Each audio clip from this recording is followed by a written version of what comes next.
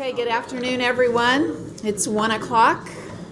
I want to welcome you to the Board of Governors meeting on this brisk November day. So thank you all for coming today.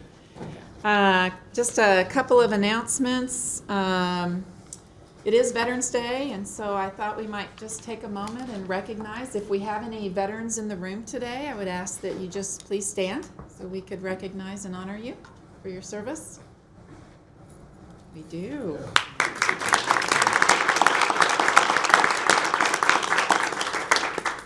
Thank you. Okay, we will take a break at 1:11 today for a couple minutes of silence as we discussed on the Veterans Program this morning. So I'll try to keep an eye on the clock here real quick. And somebody gave me a gavel, so maybe Dr. Van Galen will hit me if I miss it. But at 1:11, we'll take just a 2-minute moment of silence. So thank you all for being here. First on the agenda is the minutes of September 9th board meeting. You have those before you. Do we have any adjustments or changes noted? Hearing none, I'll entertain a motion for approval of the September 9th, 22 board meeting minutes. So moved. Governor Gibson, was that you? Haley.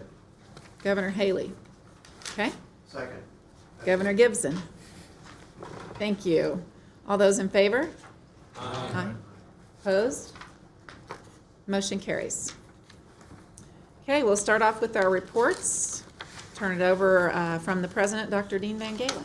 Thank you, Governor OPLOTNIK. Pleasure to be with you today, and I want to thank many members of the Board of Governors for joining in our Veterans Day ceremony this morning.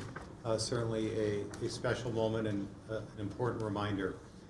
From my written report to the board, which you have, I begin by highlighting a really special ceremony that was held on October 24th to award the 2022 Richard M. Webster Medallion to former State Representative Robert Warden. Mr. Warden really played a key role in moving our institution from a junior college to a four-year institution. It was a very special day for Mr. Warden, I know, and his family, and I also especially want to thank Governors Elliott and Richard for their support in providing Mr. Warden with this really distinguished honor. It was a great event, and I know a special day for Mr. Warden and his family. Also, next, not included in my written report, but I want to provide the board with an update on some key higher education topics in our state that have occurred since the last meeting of the board in September. As part of the budget process, each year the Missouri Coordinating Board for Higher Education forwards a higher education funding request to the governor for the next fiscal year. At their September 14th meeting, the Coordinating Board voted to recommend a 7% core funding increase for next fiscal year, in part as a response to the impact of the high rates of inflation. They also requested support for the MARCEL project submitted by all the campuses around the state. Development of the next budget, the 2023-24 state budget, as you well know, is a very lengthy process. We will not know the outcome of that until probably next June. However, if the CBHE recommendations were realized in the state budget, our campus would certainly receive a significant core funding increase, as well as financial support for the Center for Applied Data Analytics that we proposed as a MARCEL project. So more to follow on that, but I think we're off to an encouraging start with respect to next year's state budget. In other Missouri higher education news, one outcome of last year's legislative session was a requirement to conduct a study of potential higher education funding models for Missouri and to identify ideas for potential changes and efficiencies. The legislature charged MDUD, Missouri Department of Higher Education and Workforce Development, with coordinating that effort, and they have selected a national consultant named MCHEMS to conduct the study. MCHEMS has recently done similar work in the state of Virginia and now is developing what this process will look like in Missouri. We will certainly be following this process very closely and engaging throughout the process. Speaking of the state legislature, we will soon be hosting our local legislative delegation on campus, as we do every year, to provide them with a university update, to listen, to hear their perspectives, and certainly to discuss the university's legislative priorities for this coming year. It's really an important and I would say exciting time in our university's history. As we look to the future, we are building upon some very significant strengths, including strong academic programs such as criminal justice, which we heard about over lunch today. We have outstanding faculty and staff and students who bring diverse experiences and aspirations and dreams to our campus. We are embedded in a very dynamic community and a region that looks to our university, Missouri Southern, for talent and to be a key part of the future of this region. We are indeed looking to the future through the development of our next strategic plan and the Lines Forward fundraising campaign, and remembering every day the impact we have on our students, our communities, and our broader world. Finally, in my written report, I draw your attention to a new Missouri Southern tradition. On Friday, December 9th, Missouri Southern will host holiday happenings for the Joplin area community, including MSSU students, faculty, and staff. Holiday happenings events will include a holiday makers market, tours of the campus alumni mansion, a tree lighting, carols on the Oval by area schools, and the Missouri Southern Choir. I personally invite every member of the board and their families to participate. This will be a really special evening and I think will be very engaging for our campus and our entire community. Also, with thanks to Bethany Kendrick, each board member has a list of engagement opportunities for you to engage with the campus coming up. Some highlights would include the International Student Thanksgiving Dinner on November 20th. And of course, a reminder, commencement will be on Saturday, September 17th at Leggett and Platt, one ceremony at 10 o'clock in the morning. So thank you as always for the board's support. I would be happy to answer any questions or hear comments that you might have. Questions for Dr. Van Galen? Governor Elliott.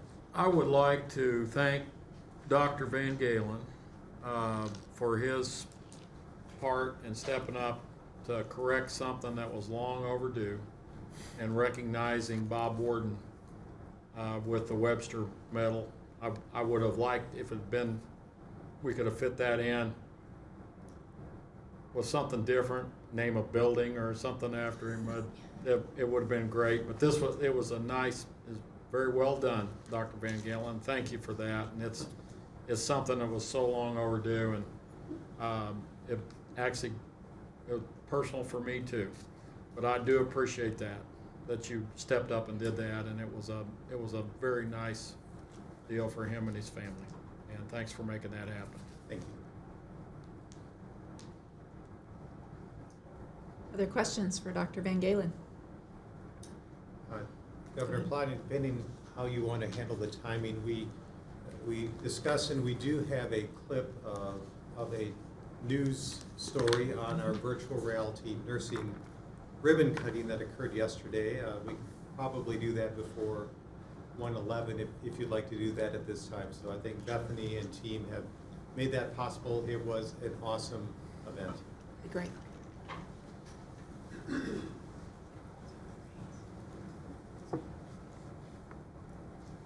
of course, it's not going.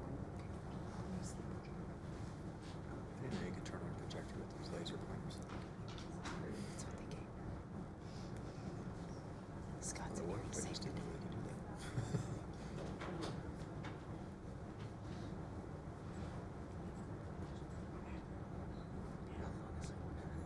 they do Nursing students at Missouri Southern and other university officials celebrated something pretty cool on campus today. Action 12's Gretchen Bolander gives us a look. I'm very excited because I am a very hands-on learner. Missouri Southern nursing student Mariah Stahl sees big opportunities for learning. Very in clinicals without being in clinicals. It's the safety of knowing I can't hurt my patient while I'm learning this skill, but I'm still learning how to react and what's important in that moment. Missouri Southern State University hosted a ribbon cutting ceremony for its newest option for training nurses. The VR Simulation Lab offers more than 200 medical scenarios for student training. It ranges from newborn, critical care, OB, I mean, there's a lot. And we probably won't get to use all of them, because, you know, our students have such little time here in the program, but we're gonna get them to use as much as possible. Students suit up with VR goggles and hand controls. That means they're not only immersed in a virtual hospital room, but get haptic feedback when taking a pulse or checking other vital signs. There's possibilities that we probably still don't understand yet, but, you know, our students now require digital technology in their education. That's how they learn. It's more conducive to learning rather than lecture, even though lecture is important as well. An anonymous donation to MSSU paid for the VR lab with the goal of using technology to improve student learning. Reporting in Joplin, I'm Gretchen Bolander, Action 12 News.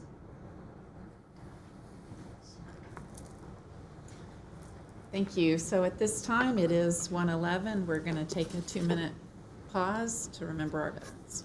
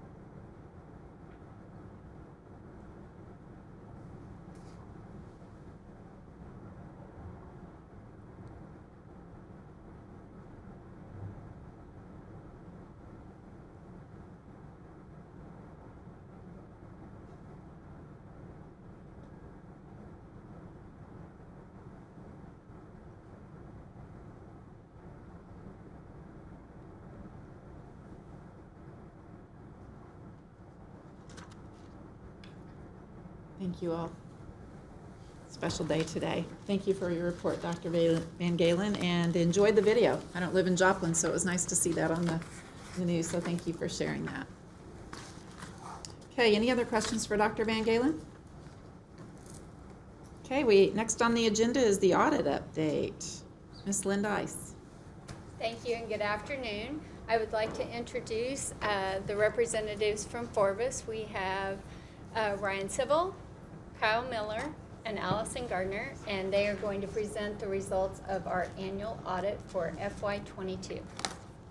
Thank you very much, Linda. We did meet with the audit committee earlier this morning and presented the results of the annual financial statement audit in detail. I will provide the highlights of that for the board at this time. I will acknowledge that a year ago I stood in front of you as BKD, and today I stand in front of you as a partner at Forbes. I hope that's really special to this community because, as I shared with the audit committee this morning, Baird, Kurtz & Dobson, our legacy firm and the largest piece of the merger that made us Forbes, started in this community 100 years ago. And on the shoulders of the Dobson family and others who have built that firm, been a part of this community for a long time. It's exciting that we get to do something that now creates the 8th largest accounting firm in the world. It started right here. One of the places started right here in Joplin, Missouri. So very proud to stand in front of you with that. I have good news to report as it relates to the annual financial statement audit. The university has received a clean or unmodified opinion on its financial statements, meaning that the results that have been presented in those statements provided to you are free from error in all material respects. And as part of that process, we did not have any significant adjusting entries or no journal entries. As part of that process, which is governance, means that based on the control practices provided to you throughout the year, means the numbers that you're getting as you're evaluating the operations of this university throughout the year, are consistent and not requiring large modifications at the end of the year. And so as governance, I hope that provides you confidence in the amounts that your team are providing you to make strong business decisions. We also provided a report on the 2 major federal programs that we audited as part of your audit of financial statements and compliance. We audited student financial aid as well as the HERF funds provided to the university. Both of the audits of those programs went very well. We noted an opportunity for improvement as it related to student financial aid, which has already been put in place. It did not create any findings or instances of internal control. And we noticed one reporting item related to the HERF program that the university has since corrected. But again, none of those, the HERF reporting had nothing to do with amounts spent or amounts drawn. No impact on the students ultimately the university. And so neither of those items we talked about related to the compliance programs had any impact on the university's financial statements. And so again, a very thorough but very good process from this university. We are very pleased to work with Linda Ice and her team, Michelle Harwood. As we talked about in the audit committee meeting today, the university was required by professional standards to adopt a new accounting standard this year related to leases. It effectively brought all of your leases onto your statement of net position in your financial statements. That was not an insignificant undertaking by your staff to bring those numbers correctly onto your financial statements. We've had other statements in the past that have larger dollar amounts impact on your financial statements, but as far as pure effort required from the Southern accounting staff, this is the largest one we've had in a long time. They deserve a lot of kudos for that. Again, I would report to the board that despite some changes we've had in personnel, we had no material weaknesses or significant deficiencies in internal controls to report, which is a great sign of diligence of the university as we take on new roles, we take on new responsibilities, that we are appropriately managing and monitoring our control environment to make sure something doesn't slip through the cracks. So again, we're very pleased to present this report to you today, and I would be happy to entertain any questions from the board. Any questions for Ryan? Thank you and your team for the partnership. And Linda, congratulations on your team also in another great audit report. Thank you. I will pass that along to the untold number of people that made it a success. Thank you. Thank you very much. Thanks, Ryan. Thank you, Ryan. Okay, next, Executive Vice President, Dr. Brad Hodson, your report. There are 2 items from my report I'd like to highlight. One is progress made on the Taylor Performing Arts Center renovation. You have a photograph and a narrative there that describes we're largely on schedule with that project. The seats are anticipated to arrive any day, and they'll be installed the week after Thanksgiving, and then finishing touches before we have an opening production sometime in the spring for that new facility. And you can see from the photos it's a brighter, more modern space than it was a year ago. So very excited about the Taylor Performing Arts Center. Then on the next page, there's a summary of work being done to garner commitments from 5 different leadership groups across campus, including the Board of Governors. The Board of Governors, the Foundation Board, President's Cabinet, the academic deans, and the development staff. And of the 62 individuals that make up those 5 groups, your report says 9, and I'm happy to report that in the week since I submitted that data, we've had 2 more commitments come in, so we're down to 7 individuals that we're working to wrap up those commitments to the campaign and have 100% participation from those 5 leadership groups that we can go out and promote are behind the Lions Forward fundraising campaign. So that's very good news. And then not in my report, but something I think that's noteworthy is last week we had our annual scholarship reception. We had 150 donors with us and about 250 scholarship recipient students. In Young Gym, it was a great event. Several of you were there. Thank you. We also heard from the families of Officers Reed and Cooper and the scholarship recipients for those two former Joplin police officers. And it was a great program and a great evening, and just a nice way to celebrate the power of charitable giving through scholarships. Great. Thank you for your report. Any questions for Dr. Hodson? I do have one question. Taylor, T-Pack, the seats are coming in, it's great. Remind me again what's the new seating capacity? It is just right, if I don't have the exact number, it was 2,200. I think we're down to right at short of 2,000 because they are wider seats. There's more space between the seat in front of you, so it's a more comfortable experience for the audience. So we did lose some capacity, particularly on the main floor, not as much in the balcony. Thank you. Other questions for Dr. Hodson? Thank you for your report. Next, Provost and Vice President for Academic Affairs, Dr. Toms. I wanted to tell you guys, I wish I'd thought to mention it at lunch, but you were in the presence of a celebrity. Dr. Tim Wilson actually appears on a couple of episodes a season of a television show called Reasonable Doubt. It's on the Investigation Discovery Channel, and he is the expert in ballistics, crime scene, investigation, and it's pretty, you know, I'm not all about the blood spatter, but he does a really good job. He always has on a Missouri Southern State shirt. So what do you say? He reps us really well. So yeah, I just wanted to mention that to you. It's on the I can't remember the streaming service.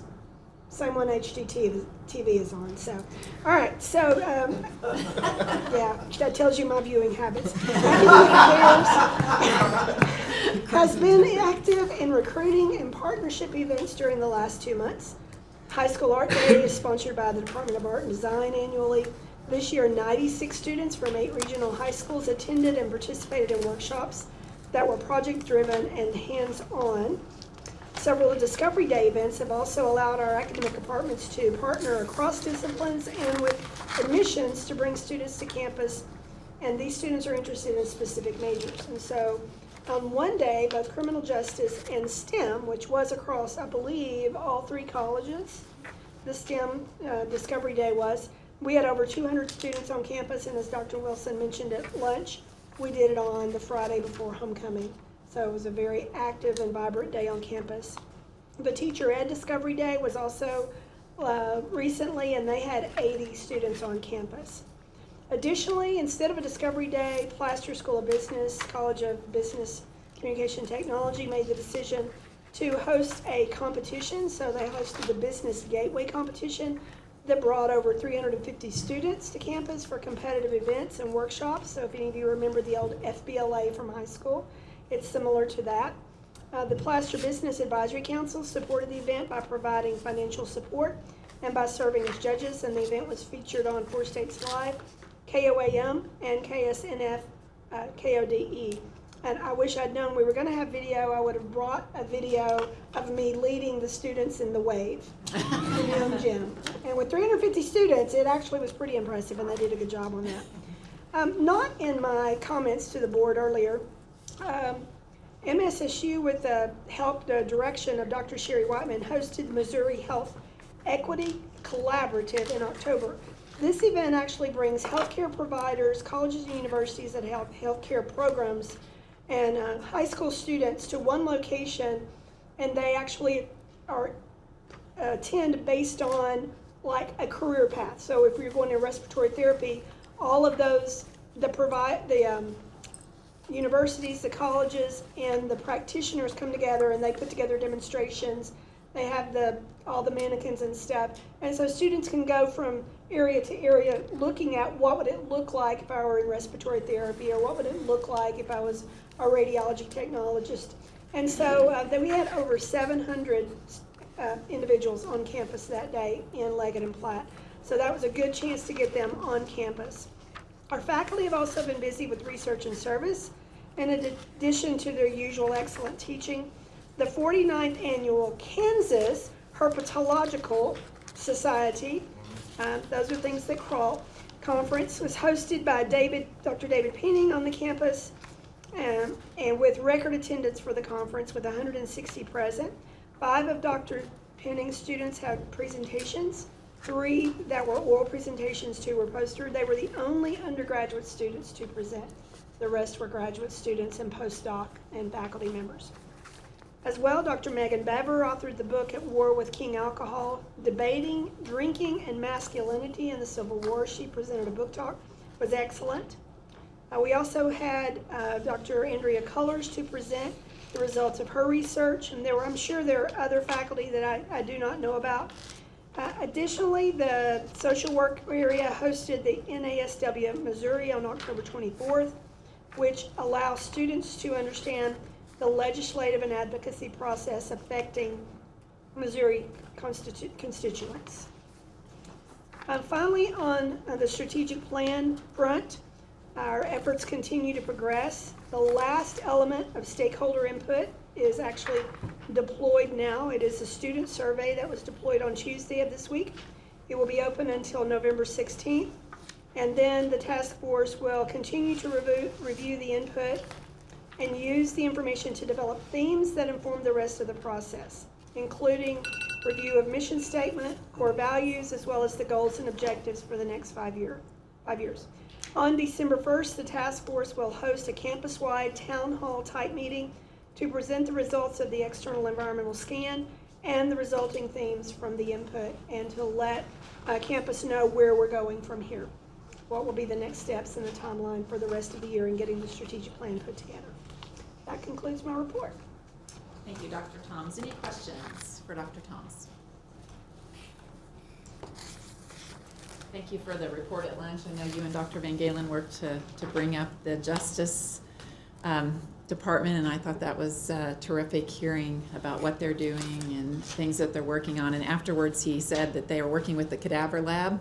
So the Justice students come in when the cadavers are delivered early to take pictures and go through crime scene information. So the two areas are collaborating, which I thought was terrific. Thank you. Okay, next, Director of Athletics, Mr. Rob Mallory. Thank you, Governor Plotnick. I'll start with some highlights from the fall sports season. The volleyball program saw a 9-win improvement over last year, which included 4 wins over nationally ranked teams, including the first victory over Central Missouri since 1995. The cross-country programs, both the men and the women, with outstanding falls. In particular, the men have won 4 of the 5 races they have entered, with their only loss at Division I Arkansas. Last weekend, we hosted the MIAA Championships, and the men came in first as MIAA champs. We will host the Division II Central Region on November 19th here at the Tom Rutledge Cross Country Course. And then football with the most wins for that program since 2013. So, a good fall season. Looking ahead to the winter, women's basketball started with 2 big wins in Kansas City last weekend, and the men are playing their first game of the season right now as we speak. Back on October 25th and 26th, we hosted our annual Hall of Fame weekend. Our inductees this year, Terry Joyce in the sport of football, and in softball, Brittany Costello and Aaron Dahl. Track and field, former track and field assistant coach Bill Williams, and the 1991 baseball team. Community service and community engagement here locally is something we've talked a lot about. Happy to report that at the time that this report was compiled, we were 3rd in Division II in total community service hours, with just over 2,400, and happy to report that number is now up to 2,849, with 70% of our student athletes participating in community service activities so far this fall. And then lastly, just to speak a little bit about the work of the MIAA Constitution Task Force. This group was convened by the MIAA CEO Council this fall. I'm, honored, pleased to be a member of that group as we work toward modifying the MIAA governance structure, bylaws, and constitution to make sure that, coming out of constitutional changes at the NCAA level last January, that we're putting ourselves in the best position to serve our member institutions and student athletes. that concludes my report, and I'd be happy to take any questions. Go ahead, Governor Gibson. Thank you. So you ranked third in community service hours with the additional, 2,800, are you still in third place? They have not released their most recent rankings. That'll be next Thursday, I believe. What's that? I said, where do you think you I think we'll be in that same range, 2 or 3. are? That's tremendous. It helps to have coaches that are bought in and student athletes that are invested in wanting to make an impact. And they're going to class too. They are? Absolutely. We'll have an academic Class and update in the next volunteer. meeting. Other questions for Mr. Mallory? Congratulations, that's great news. Thank you for your report. Okay, I've flipped around here a little bit. We're going to go back now to the Chief Financial Officer, Ms. Ice, for her report. No problem at all. So good afternoon. I'm going to start with my report and then I'll move into the financial statements. So I did want to go back to the annual audit just a little bit. I want to take a moment and just give some kudos to the campus. We work on this year round. Every month we do reconciliations. Every month we're looking at things. Every month we are making adjustments as we move along. It takes a lot of work by a lot of people to make it so successful. This year in particular, they mentioned the new GASB 87. I want to give a shout out to Michelle Arwood, my Director of Accounting. She is on my team, and she did an enormous amount of work to bring that in, to work with Forbes. This was big. This was really big. There was a lot of time and effort and hours and days put into getting the numbers for the financial statements. When I present the financial statements, you'll see some of the new lines on there. Just wanted to take a moment for that. And then, of course, Becca and Alicia are here. And on the student side of the house, the work that they do every day for our students is so, so important, and they get it right every day. So I just wanted to take a moment to say that and give recognition where it's due. The next thing that I had is I wanted to talk about the SARA project, which is the Strategic Recruitment and Retention Analysis. We did go out for bid for that for consultants. We sent that out to multiple vendors. We came back with 2 bids. Both companies were equally qualified, had good references, and really at the end of the day it came down to a cost variance. There was a significant difference between the 2 companies, and so we have selected CBIZ, C-B-I-Z, and they will be our consultant for this project. We have had a planning phone call with them to start kicking off this project and giving them an idea of what our timeline looks like, because as I've mentioned before, this would be a multi-year probably process to implement some of the recommendations that they're going to make, and we want to have something in time for the FY 2024 budget year. So I'll keep you updated on that as we move along, but we have selected the vendor and we have already started doing some work on that. Next thing I'll move on to are the financial statements for the period ending October 31 of 2022.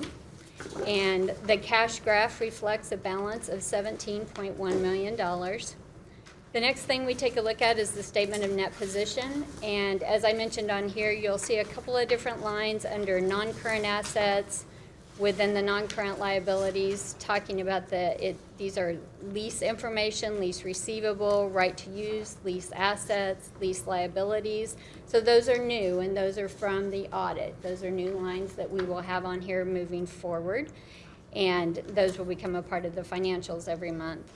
So our total assets for the period ending October 31 are $187 million. Our total liabilities are $132 million. And that gives us a net position of $55 million. When we take a look at the comparative statement of revenues, expenses, and changes in net position, we always look at the difference column, which is comparing the numbers year over year. Our total operating revenues are down about $286,000.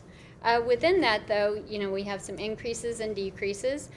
We do have an increase in our federal grants, And that is due to a couple of new grants that we have on campus. One of those is the oral health sealant grants that we have, and the Lion Cub Academy also has a couple of new grants. And so, you know, when we see that grant activity, that's great because it provides an opportunity for us to do some programs or offerings that we wouldn't be able to do otherwise.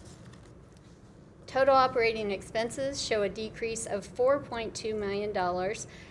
Bear in mind, a big piece of that is $4 million in the scholarship area, and that is the variance between some of the HERF CARES funding that went to students last year that we do not have that funding for this year.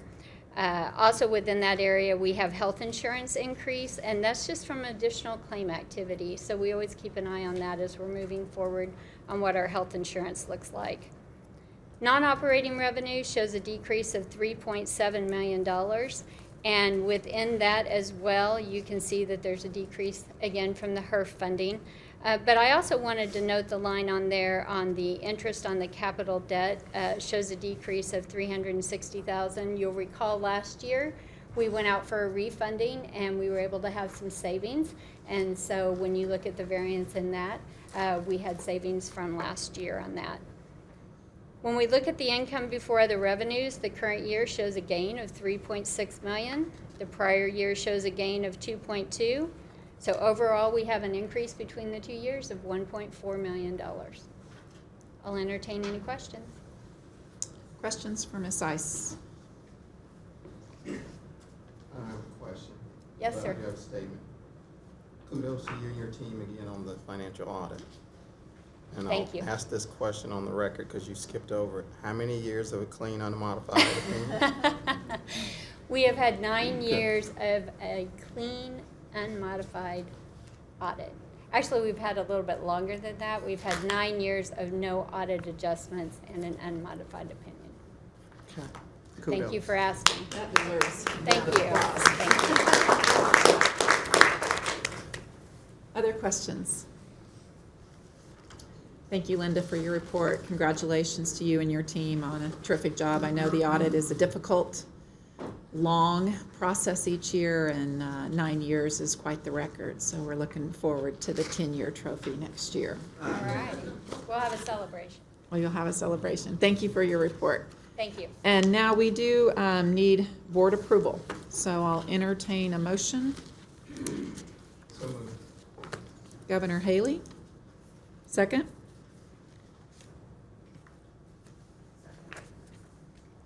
Governor Morgan, all those in favor? Aye. Motion carries. Thank you. Next, Dean of Admissions, Dr. Shelley Hewitt. Thank you for your service. Didn't know you were a veteran today, so we appreciate you. Well, good afternoon, and thank you, Governor OPLOTNIK. I'm going to start off talking to you about recruitment events. As you've heard several times today, recruitment at Missouri Southern isn't just in admissions, it's an entire campus collaborative effort.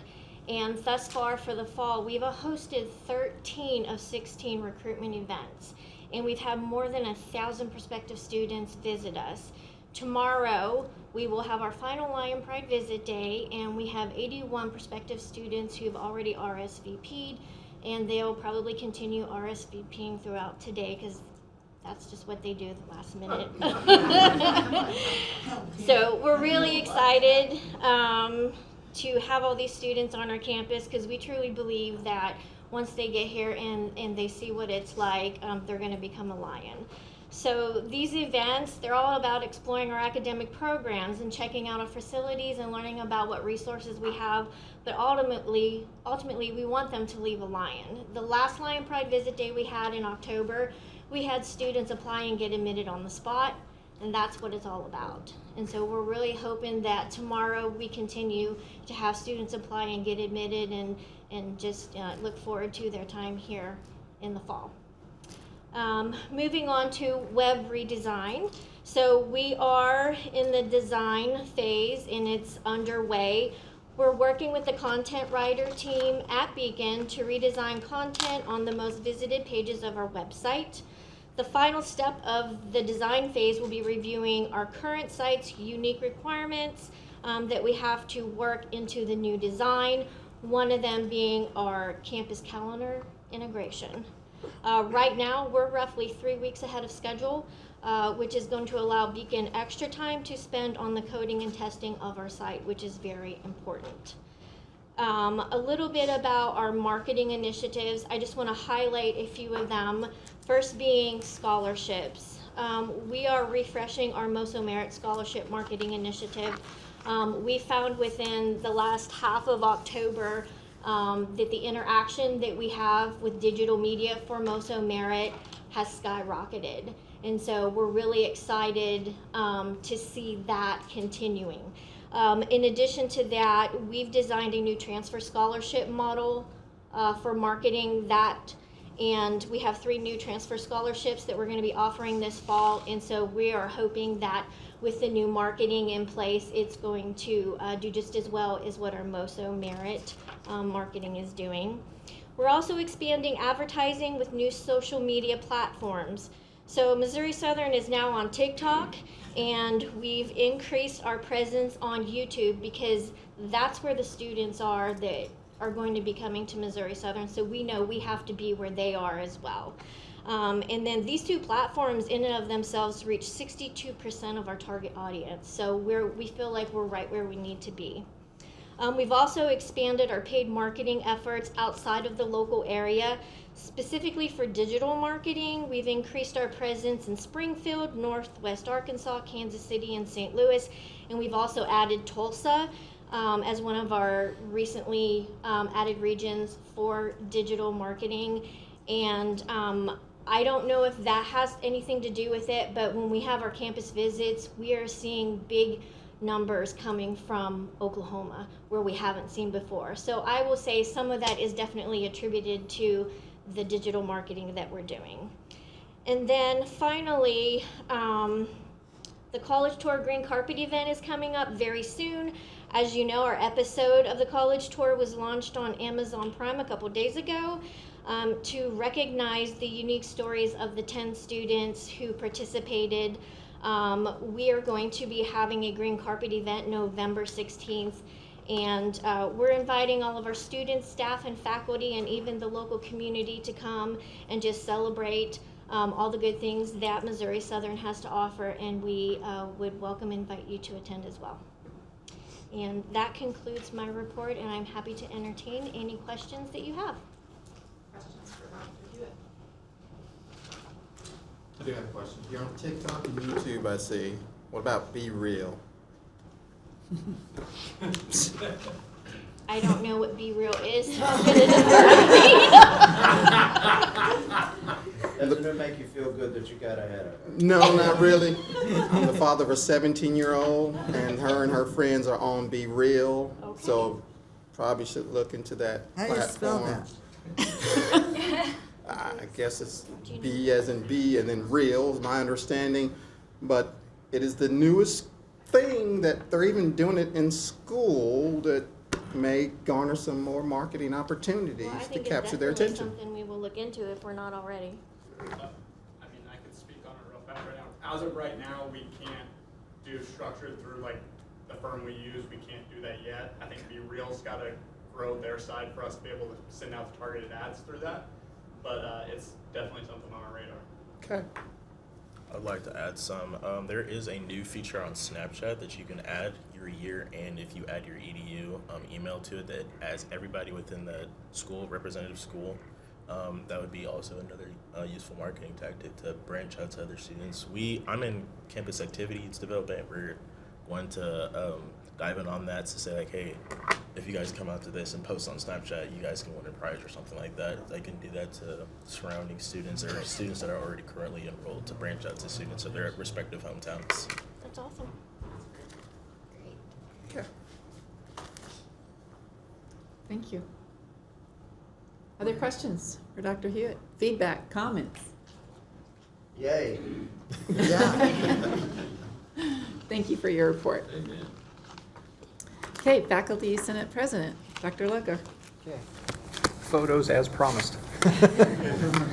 Although, as you can tell just by looking, 3 of them are just, public domain clip art. The first 2 are the only 2 that probably really matter. First thing is we've had some musical chairs going on in the executive committee, and so Dr. Jean Colthorpe, who is pictured there on the left, I did not label the images. Dr. Jean Colthorpe is now officially president-elect and will be, at your meeting in January, will be serving as president of the Faculty Senate. So this is my last hurrah as Faculty Senate president for the Board of Governors. I'll be serving until the end of this semester, and then we switch. And then Amber Carr, pictured there on the left, is going to be as of right now and for the rest of the academic year, the secretary for Faculty Senate, because that's the role that Dr. Colthorpe had been filling. The biggest news is that academic policies has been completely revamped, completely restructured. Academic policies is the on-campus committee that approves course changes and programs before they, like 2 steps before they get to you. Streamlined, et cetera, and now thanks to across the aisle work with Lisa Toms, we'll be working closely with administrative support to get things through as quickly, easily, efficiently, and accurately as possible. The 2 things that we're currently in the middle of is major revision of the bylaws and constitution of the faculty organization, which that should be fun, you know. And we're starting to look into the ways that student advising and program assessment are counted toward promotion and tenure, which is probably going to lead to examining the entire promotion and tenure criteria, represented there by 2 random faculty members arguing with each other. I imagine there'll be a lot of that. So, and that's our big news since the last meeting. Great. And like everyone else says, if you have any questions, I'd be happy to. Sure, great. Looks like you've got a lot going on there. Questions? We have plenty. I don't have any questions, but a comment. Thank you for your extended service. Oh, thank you. Under trying circumstances, difficult year and a half, and Thank you. Okay, thank you for your report. Next, Staff Student President, Miss Ashley Brownfield. Well, good afternoon. Some exciting news for the Angel Tree program that the Staff Senate hosts. The Christmas tree is currently up in the 2nd floor of Hearns Hall outside of Dr. Van Galen's office. Tags are on there. They have already started to be taken to fulfill those requests from children. We did 2 different waves of applications. We sent out the initial application and it was closed, and we had about 42 kids total. About 27 students applied, and then we had a few students say they missed the deadline and asked if they could still join. So we opened the application up again, had a second wave, so we now have a total of 90 kids that have been placed on the tree that we are accepting gifts for. So that 43 Missouri Southern students with 90 children that will be able to be helped this holiday season. The quarterly service champ, we recognized 3 this past quarter: Jonathan Case in the Student Success Center, Melissa Forsyth in the library, and Chris Owens in card services. So they were the recipients of that. And the Staff Senate hosted their first ever Lunch and Lounge event this past Wednesday to just help employees of Missouri Southern get away from their offices and get together and mingle with one another and spend time. So it's a successful event, and might do another one. We'll see. That concludes my report. Questions for Ms. Brownfield? Thank you for your report. Next, we have a new face in the crowd today, the Student Senate President, Mr. Marcel John. Welcome. Welcome, everybody. And you will take your report. All right, I was just going to keep it short and simple about all the stuff the Student Senate has been doing. So, a previous semester, what we were in the talks of doing was doing the hammocks, which we now see out right in front of the Alumni Center. Now that it is in place, it's been talks of being probably one of the best projects we've done so far. There hasn't been a day I haven't seen a student or any staff member just being or chilling into the hammocks, but now that temperatures are dropping, probably see less of it now. But yeah, it's just small stuff like that we wanted to incorporate and kind of put more stuff on campus. So a new project that we wanted to start doing in the upcoming years and to see it into fruition hopefully in the next 5 to maybe 10 years is adding more statues on campus, if not sculptures. That is a nice way to really revitalize what most campuses are as people are commuting or passing through, even to be like, oh wow, this is very appealing to look at. Everything is just bright, flashy, and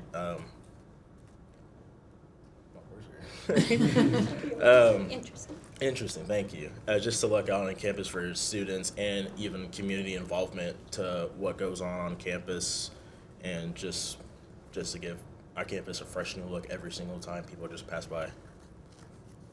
And that will conclude the end of my report. Okay, you might tell us what year you are, where you're from, and what's your major? I'm a marketing major with an emphasis in graphic design. I'm from Jefferson City, Missouri, and I am in my junior year. Great. Glad to have you here. Questions for Marcel? Thank you for your report. And for teaching us a little something about Snapchat. Yeah, I'm not gonna lie, I just saw it like 4 days ago. I'm just like, why does no one? A marketing major staying current. Marketing major, helping us out. Thank you. Okay, next on the agenda is our board committees. They met earlier today. And the personnel and compensation, we did not have a personnel and compensation, so They there's. refused to meet. I There tried. is no Not report, doing it. no report today. So academic affairs did meet today, so I'll turn it over to the chair, Governor Rosenberg. Academic Affairs met this morning. We received an update from the provost, Dr. Toms, and we reviewed several proposals for new academic programs. One in a Master's of Science with Data Analysis, one with a Bachelor of Science in Biochemistry, and four certificates. A certificate in Global Black Studies, which will be 15 hours for a certificate. A certificate in Behavioral Neuroscience, which will be 17 to 20 credit hours, and a graduate certificate in data analysis, which will be 12 hours. These are all very interesting new programs. We received some fairly comprehensive reporting on them. And with that said, and without objection, I will offer a motion for the board to approve those programs. I'll move that the board approve the programs. Okay, is that a second then from Governor Morgan? Great, all those in favor? Aye. Opposed? Motion carries. And that concludes my report. Thank you, Governor Rosenberg. Okay, we had also meeting earlier today was Budget Audit Committee, so I'll turn it over to the chair, Governor Haley.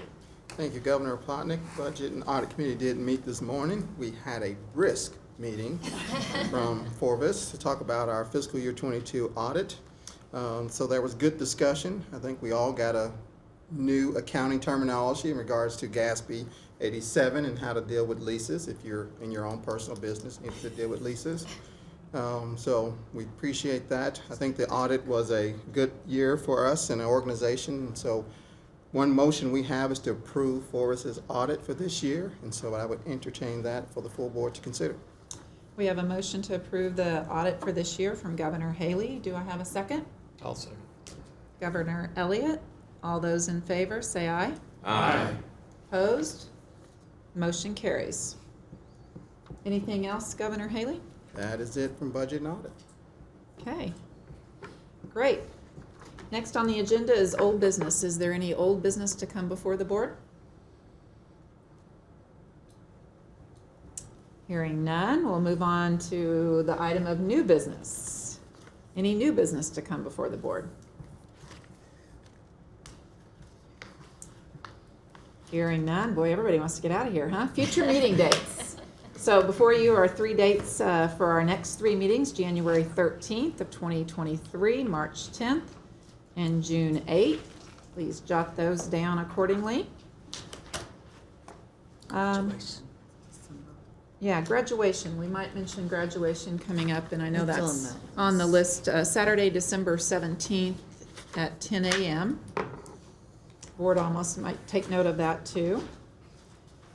There is no executive session scheduled for today, so at this point we will entertain a motion to adjourn. So moved. Governor Gibson, do I have a second? Second. Governor Hershaway, all those in favor? Aye. Opposed? Motion carries. We're dismissed. Thank you all.